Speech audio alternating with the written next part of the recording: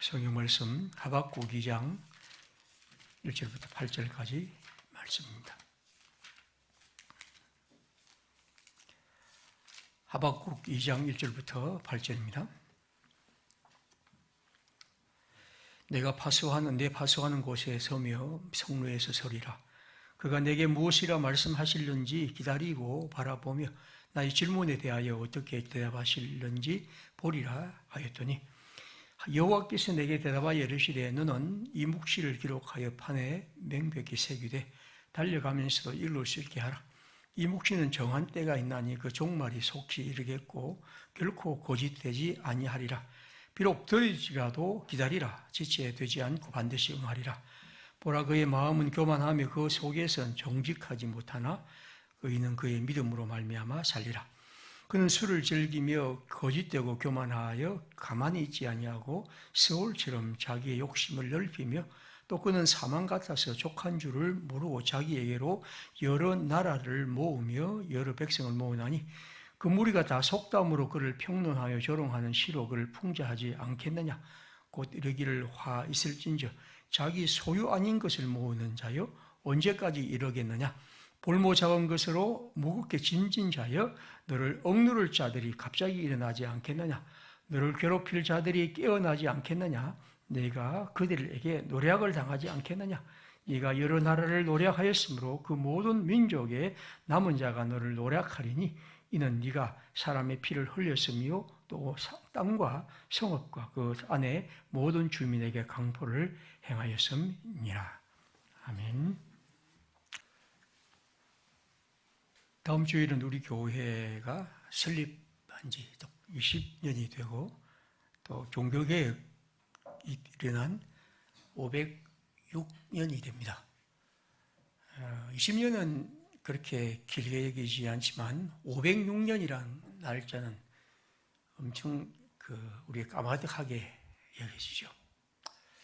우리가 이런 역사를 회상하는 것은 그 역사 속에서 일어난 일들, 그것이 우리에게 어떤 변화를 주었고 그 변화가 오늘 우리를 어떻게 지금 생각하게 하고 살아가게 하고 또 그 가운데서 일어난 어떤 문제들은 또 무엇인지 이런 여러 가지를 한번 생각해 봅니다. 그래서 우리가 역사를 회상하는 것은 굉장히 중요한 의미를 갖죠.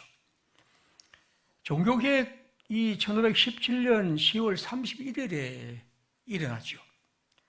그리고 제가 그 지난 시간에 이 얘기의 핵심이 오늘 본문인 것처럼 의인은 그의 믿음으로 말미암아 살리라는 이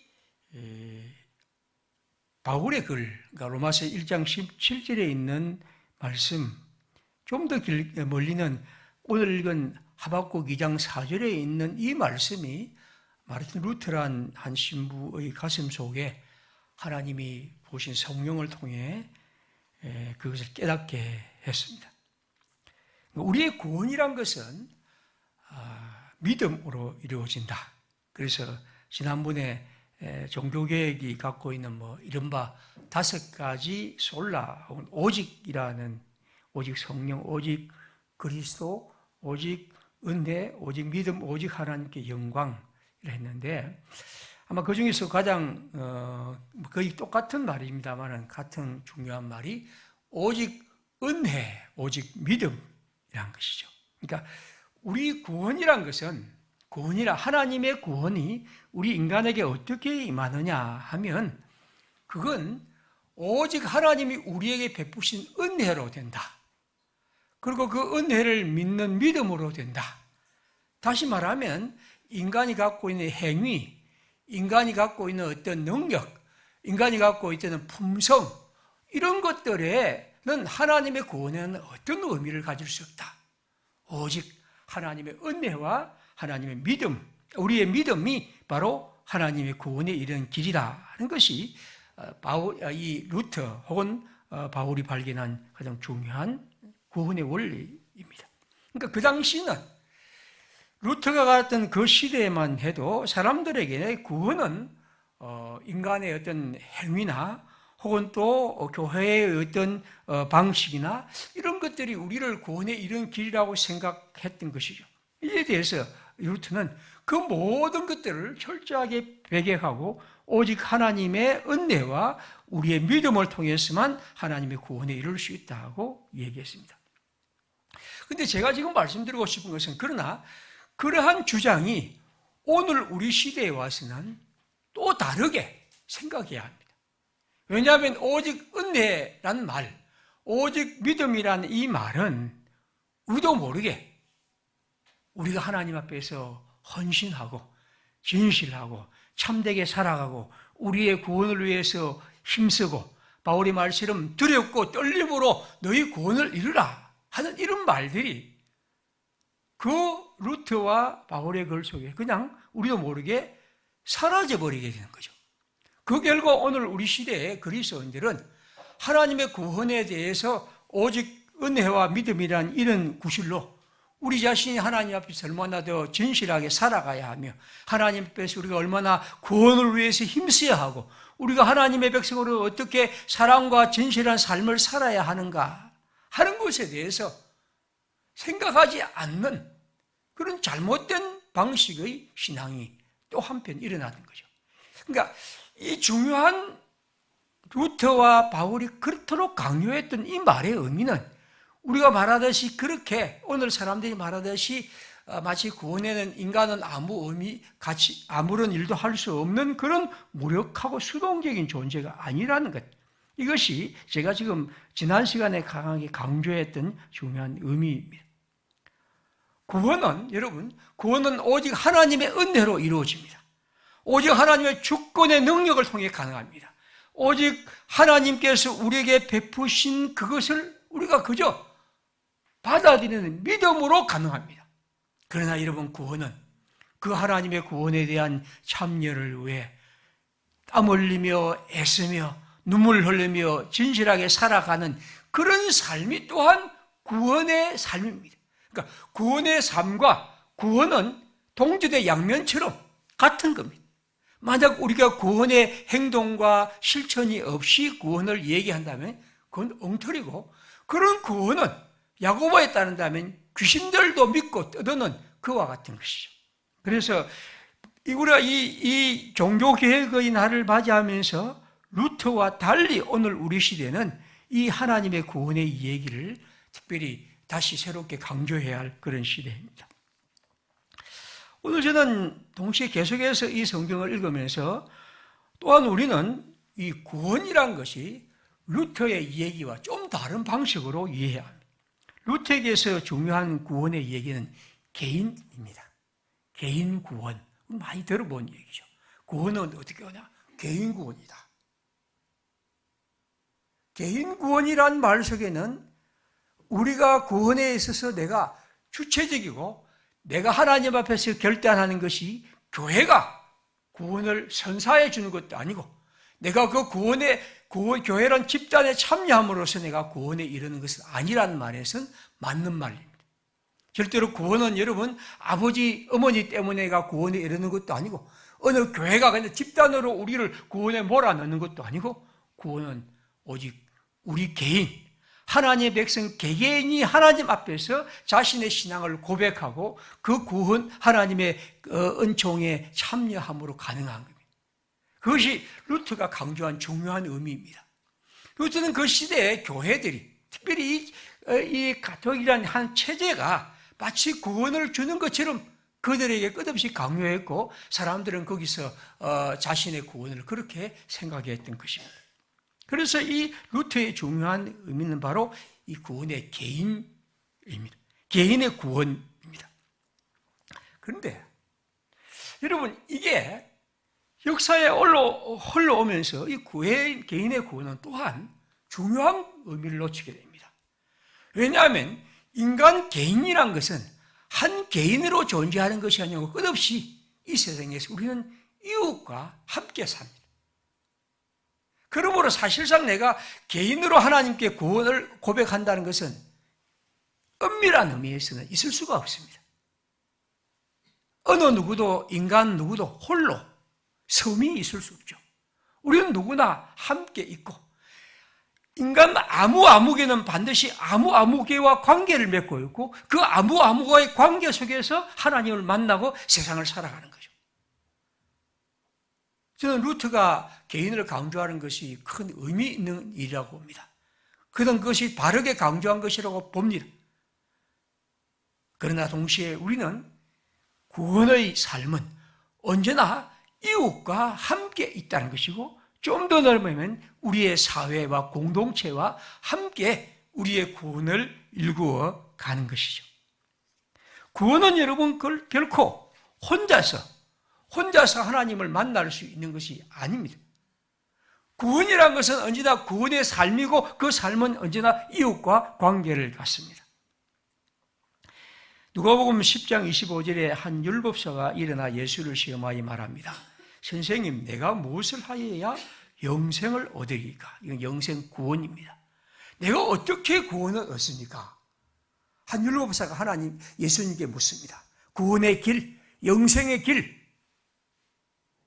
예수님은 의인은 믿음으로 말미암아 살리라 그렇게 대답하지 않습니다.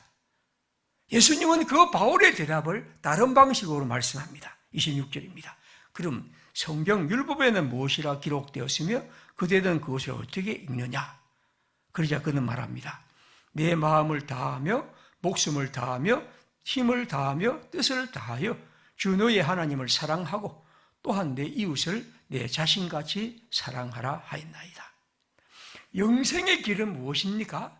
구원의 길은, 예수님이 말씀하신 구원의 길은 우리의 온 존재를 기울여 하나님을 만나고 그 하나님을 사랑하는 마음을 갖는 것입니다. 그리고 또한 말씀합니다. 우리의 이웃을 내 자신처럼 사랑하는 것입니다. 내 이웃을, 내가 함께 있는 이웃을 사랑하며 하나님 안에 살아갈 때 그것이 영생이며 구원이라고 말씀합니다. 10장 28절에 예수님이 말씀합니다. 그렇게 잘 대답했구나. 이것을 행하라. 그리하면 살리라.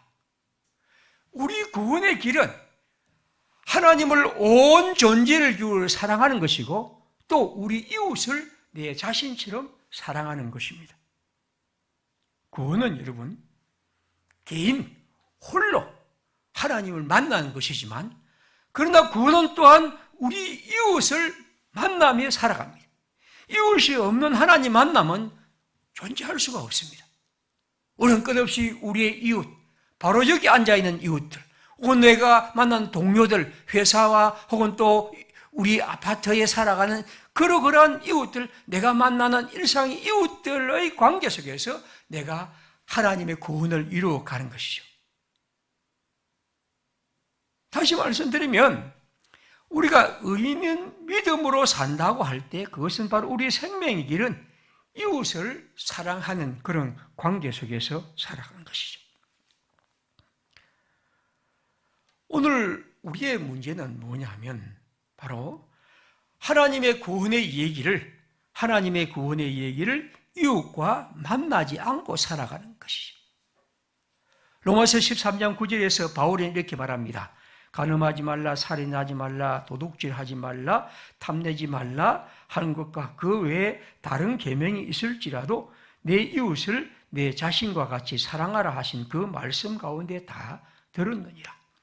내 이웃을 내 자신과 같이 사랑하라 하는 것이 바로 그리스도의 명령이고 그것이 우리의 삶이고 모든 성경의 원리라는 것입니다.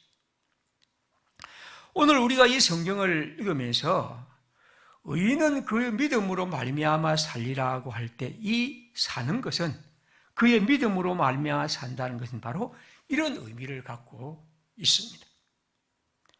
하나님의 백성들이 이 세상을 살아가면서 이 하박국의 의미를 우리가 생각한다면 바로 오늘 우리가 이 이웃의 관계 속에서 우리의 이웃의 관계 속에서 사랑하며 살아가는 것, 이것이 하나님의 구원의 길입니다.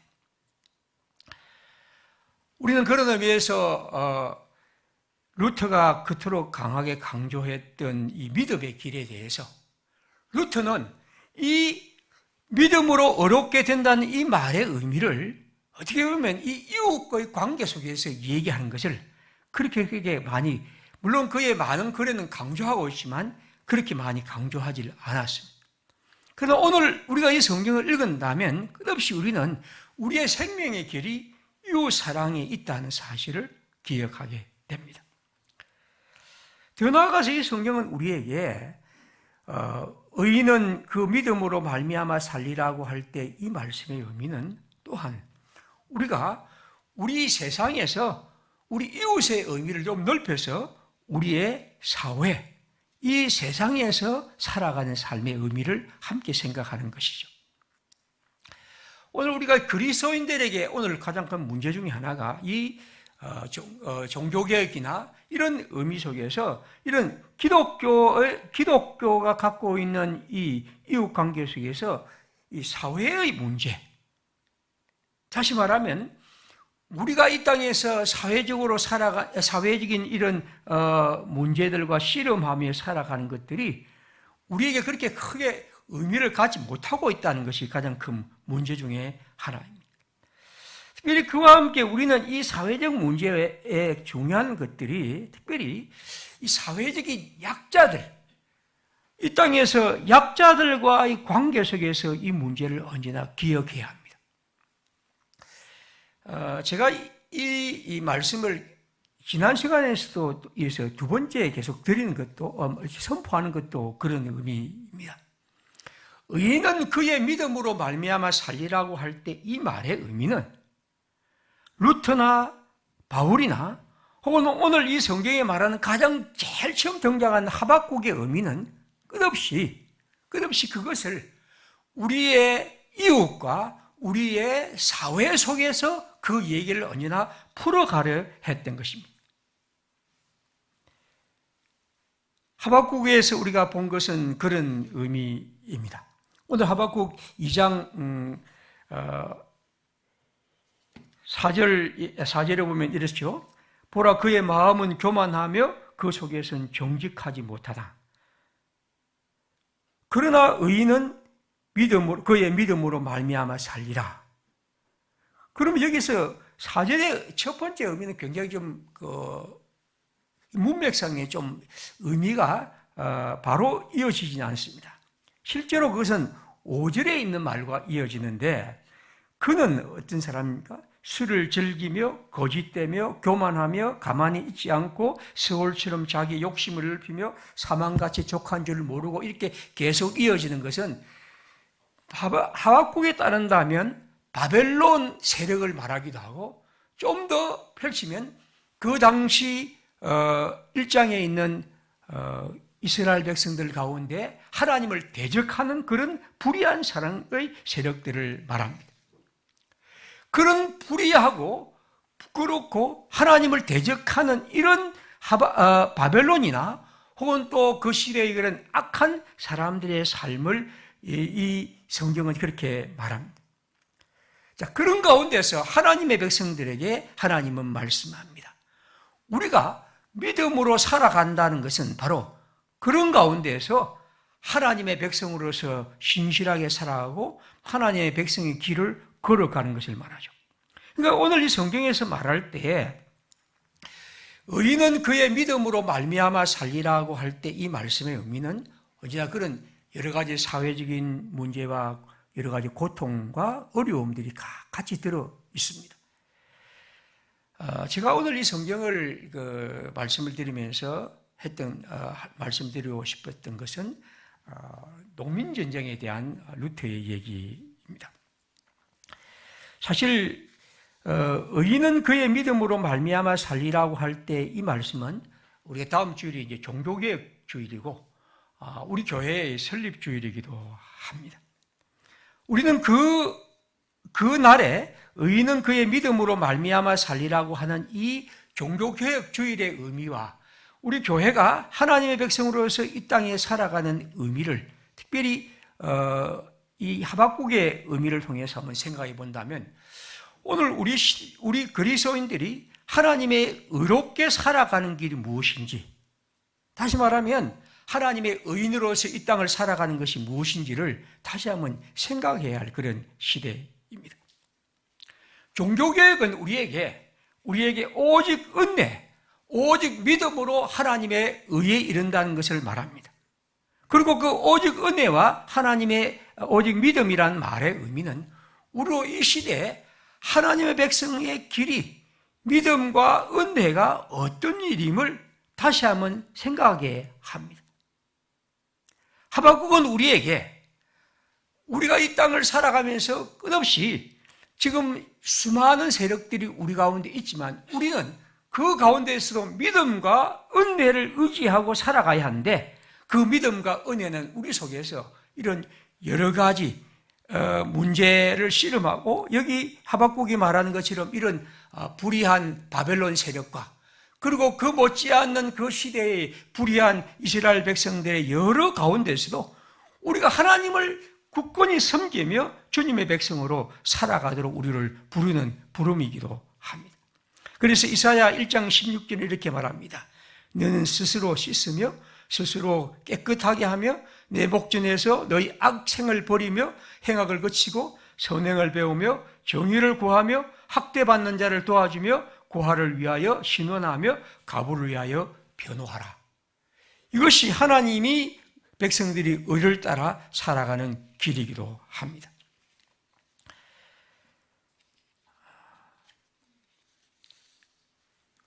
루터의 이 종교개혁과 관계되는 가장 중요한 일 가운데 하나가 저는 1520년경에 일었던 농민전쟁이라고 그렇게 봅니다.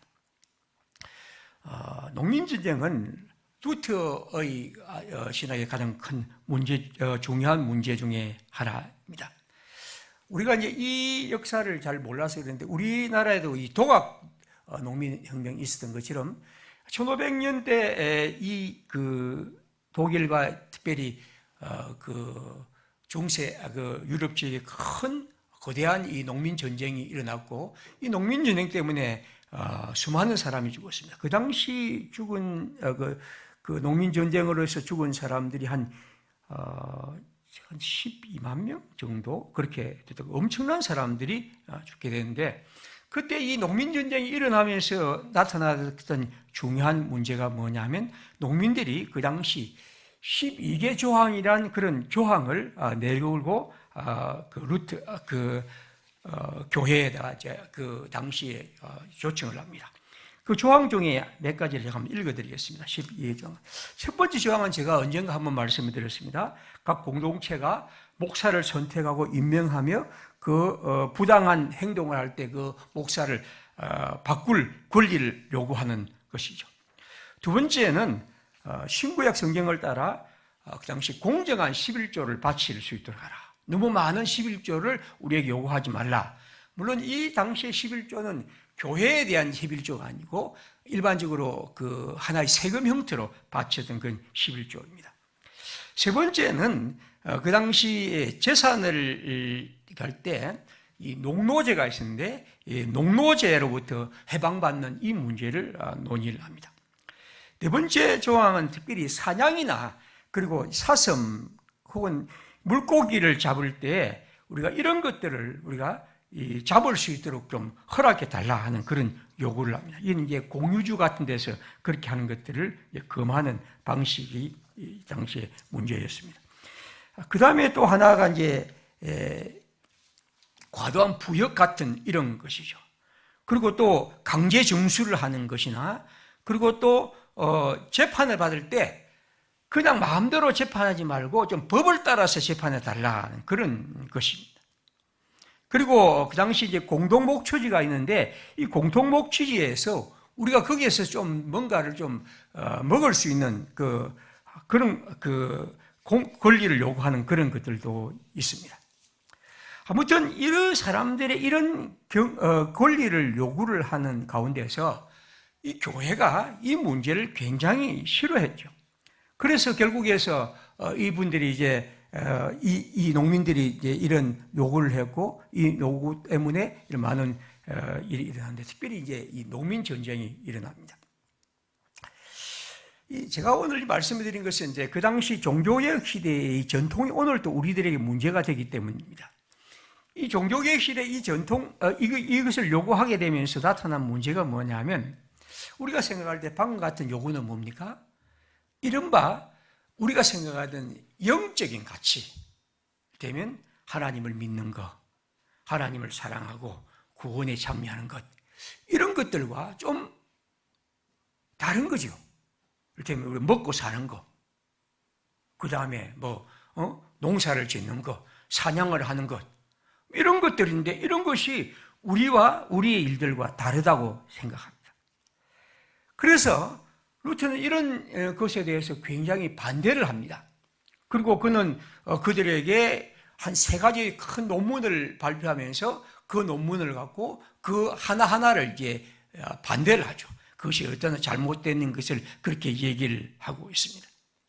그러면서 그가 강조했던 것은 뭐냐면 우리에게 중요한 것은 내면적인 자유, 영적인 자유, 개인적 자유이지 왜 당신들은 외면적이고 사회적이고 경제적인 이런 문제를 신앙을 가지고 가져오느냐 하는 문제를 루터는 굉장히 화를 내고 반대를 합니다.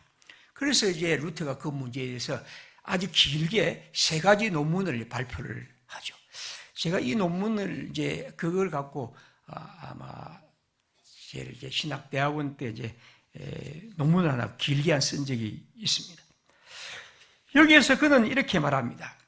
우리에게 필요한 것은 십자가이고 고난이고 고난을 받는 것이 우리에게 중요한 것이지 왜 너희들이 그런 사회적이고 그리고 우리의 실제적인 이런 먹고 마시는 이런 문제를 갖고 문제를 삼느냐. 그 옛날 우리들의 조상들도 다 노예를 갖고 살아갔고 하나님은 절대로 노예에 대해서 말씀하지 않았는데 왜 너희들은 그렇게 말하느냐. 그렇게 말하면서 그는 특별히 영적인 가치를 중조하는 것이 중요하고 육적인 것을 말하는 이 사람들을 향하여 로마서 13장을 말해서 결국에서 많은 사람들에게 특별히 이 관료들과 또 지주들에게 이 농민들을 심지어 이렇게 말합니다. 누구든지 할 수 있는 한 이들을 찔러 죽이고 멸망시키고 학살하라까지 그렇게 명령을 합니다. 그리고 그는 말합니다.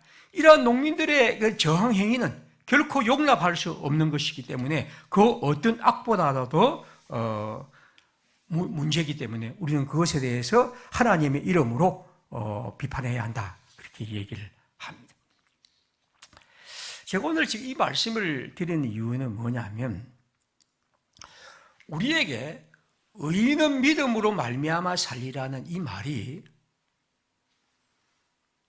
하나님의 백성의 교훈으로서 우리 가운데 어떤 실제적이고 사회적이고 이런 문제들은 이런 그 기독교 역사 속에서 계속해서 그냥 가치 없고 아무 의미 없는 것으로 그것은 우리와 관계없는 것으로 이어져 왔다는 것입니다. 개신교의 중요한 전통은 어떤 의미에서 종교개혁의 중요한 정신은 바로 하나님의 말씀과 그 뜻에 충실한 것이지만 그러나 역사 속에서 그런 과정을 통해서 바로 이런 문제들이 나죠. 제가 오늘 이 시간에 이런 문제를 많이 말씀드릴 수 없습니다만은 루터의 글은 이런 문제에서 지극히 강렬하게 그 농민들의 삶에 대해서 규탄하고 그들을 살인자라고 말하고 오히려 많은 영주들에게 하나님의 이름으로 그들을 학살하는 것을 정당화하고 그렇게 주장하기도 합니다. 루터는 이렇게 말합니다. 그리스도인은 전적으로 자유로운 만물의 주이며 아무에게도 예속되어 있지 않다. 그리스도인은 전적으로 충실한 만물의 종이며 모든 사람에게 예속되어 있다. 유명한 루터의 그리스도인의 자유라는 책에 있는 말입니다. 루터는 자유를 얘기를 하고 자유를 말하면서도 동시에 이 자유가 이 땅에서 사회적이고 정치적이고 여러 가지 우리의 삶의 어떤 문제에 대해서는 결코 관계없는 것으로 얘기하려는 그런 문제를 함께 됩니다. 오늘 저는 이 말씀을 제가 드리는 이유는 의인은 믿음으로 말미암아 살리라고 하는 이 말씀 속에는 우리 개신교가 갖고 있는 어떻게 보면 아주 훌륭하고 좋은 전통이 들어있습니다. 어떤 제도, 법칙, 어떤 굴레, 의식 이런 것이 아닌 우리의 고백과 하나님과의 만남과 개인의 충실한 하나님의 신뢰 같은 거죠.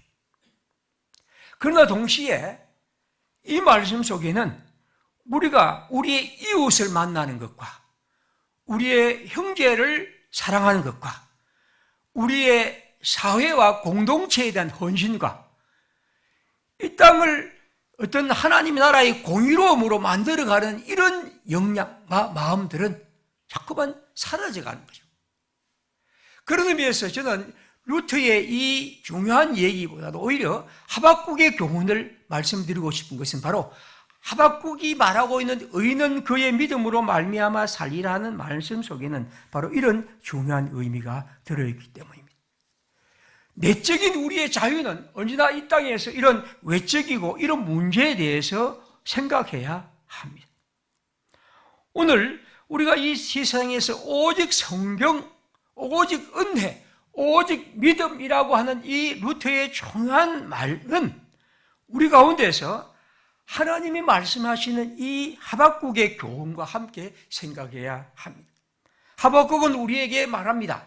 하나님의 백성의 길은 오직 은혜, 오직 믿음, 오직 성경, 오직 우리의 믿음의 고백이지만 이 땅에서 하나님의 백성이 서러갈 길에 대한, 다시 말하면 그 오늘 읽은 5절 이하에 보면 나타난 것처럼 이런 여러 가지 사회적인 문제들과 고통스러운 상황과 함께 연결해야 하는 것이죠.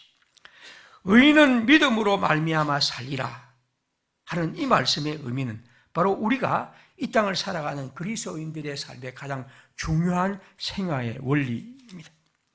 우리가 하나님의 백성으로서 구원을 얻고 생명을 얻는 것은 우리의 행동과 우리의 결단의 문제가 아니고 하나님이 주시는 은혜에 대한 믿음이죠.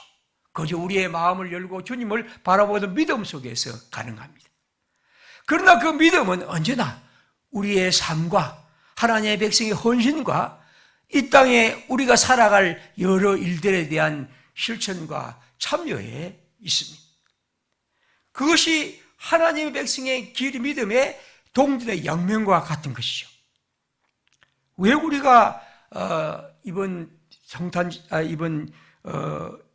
종교개혁 주일에 이런 헌금을 드리느냐? 그러면 리비아 홍수나 모로코의 지진과 같은 것들은 우리와 어떻게 보면 아주 관계없고 낯선 일들입니다.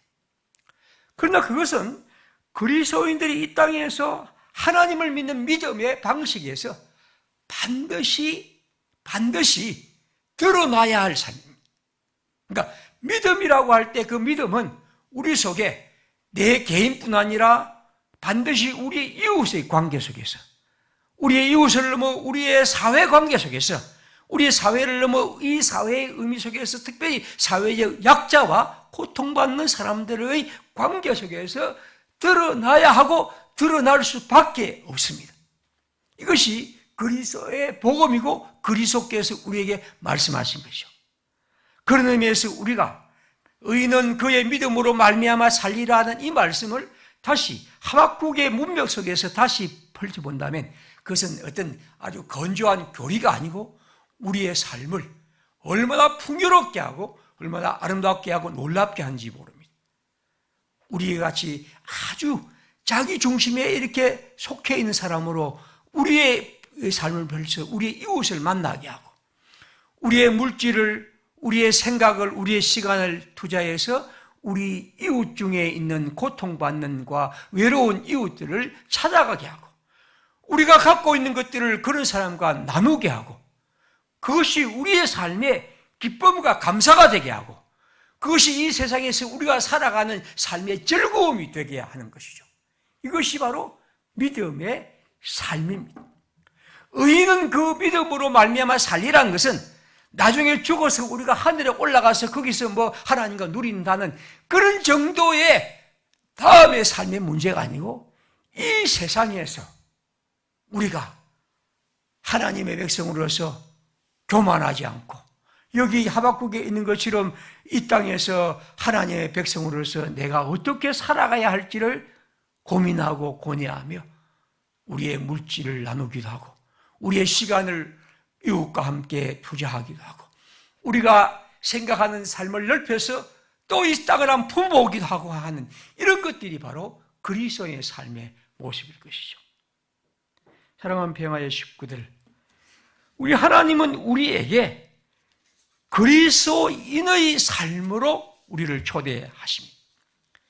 의인은 그 믿음으로 말미암아 살리라는 것은 오늘 우리가 이 땅에서 그런 생명의 삶을 누리도록 우리를 초청하는 것이죠. 이 땅에 살아간 삶에 우리가 그냥 건강하기만 하고 돈만 많기도 하고 옷을 잘 입기도 하고 그리고 뭐 아주 평수 높은 아파트에서 멋진 풍경을 보고 평생 살아가는 것이 삶이라면 그 얼마나 슬프고 비참하고 슬픈 것일까요? 그래도 그의 삶이 그렇게 부유하지 못하고 그렇게 시간이 없을 때도 어떻게 하면 시간을 내어 이웃과 함께 살아가고 어떻게 하면 물질을 내어 우리의 이웃들과 나누려 하고 그 생각과 대화 속에서 언제나 그런 것들이 섭여 있다면 여러분 그것이 바로 생명의 삶이죠. 오늘 하박국이든 바울이든 루트든 아니 궁극적으로 우리 하나님이시든 우리에게 말씀하신 생명의 길 의인은 그 믿음으로 말미암아 살리라는 것은 바로 그런 것이겠죠.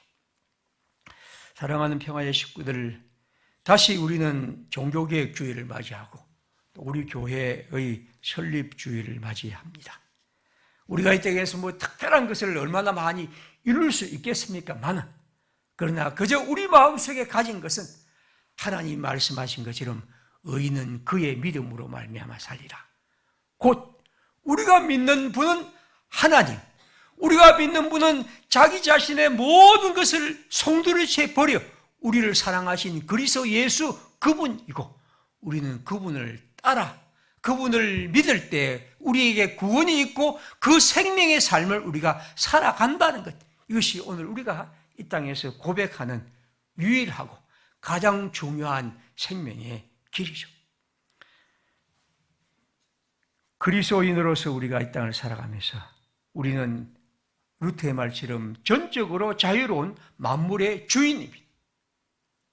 우리는 어느 누구에도 예속되어 있지 않습니다. 그러나 우리는 전적으로 또한 이 세상에서 그리스도인으로서 충실한 만물의 종으로서 사람들에게 종으로 우리 자신을 드리며 살아갑니다. 그건 그 사람의 어떤 노예가 아니라 기쁨과 감사의 삶이죠. 왜냐하면 그리스도가 그렇게 하셨고 그를 통해 그분은 우리의 생명의 주님이 되셨던 것이죠. 하나님의 백성으로서 우리 모두 예수를 사랑하고 예수 안에서 누리는 생명의 힘, 특별히 믿음이 주는 이 놀라운 고백의 의미, 이 종교개혁 주의를 맞이하고 그걸 통해서 하나님이 우리에게 그 의미를 기도하는 우리에게 새롭게 주시는 좋은 선물로 받기를 바랍니다. 함께 기도하겠습니다.